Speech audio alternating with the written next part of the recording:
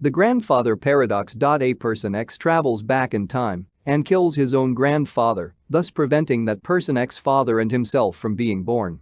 So who traveled back to the past and changed it such that the present existence of the person X vanishes with a linear view of time, the past and present are fixed. There is only one world that came into existence with person X in it because the past was what it was. Time travel is logically impossible. If it were possible, then many timelines could exist, with many persons existing, not existing etc. in many worlds. But many worlds could exist parallel to each other. In one world, person X exists.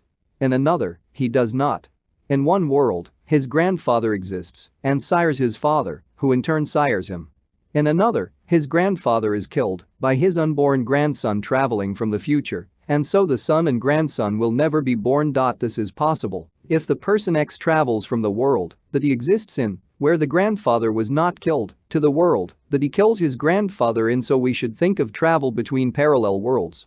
Let us say the parallel worlds are like lines that don't meet. So person X is on one line, whereas he is not there on another line.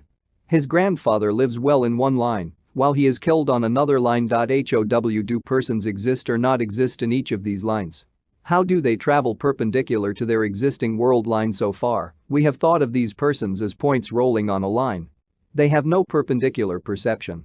They know that they cannot move out of their line world other than forward. There is no backward movement. They imagine a backward movement, which is not possible. But if they develop a perpendicular perception and develop that ability to the point of traveling along that line, physically or otherwise, then they could solve the grandfather paradox. They'd have a perception where things both exist and don't exist. Including themselves, such an existence would be a superposition of existence and non-existence. And perception of all possible worlds. If a timeline is like the plot of a story, each variation of the story would be a parallel timeline. The characters in the story would play their roles in each timeline. Some characters would be there in some variations and not be here in others.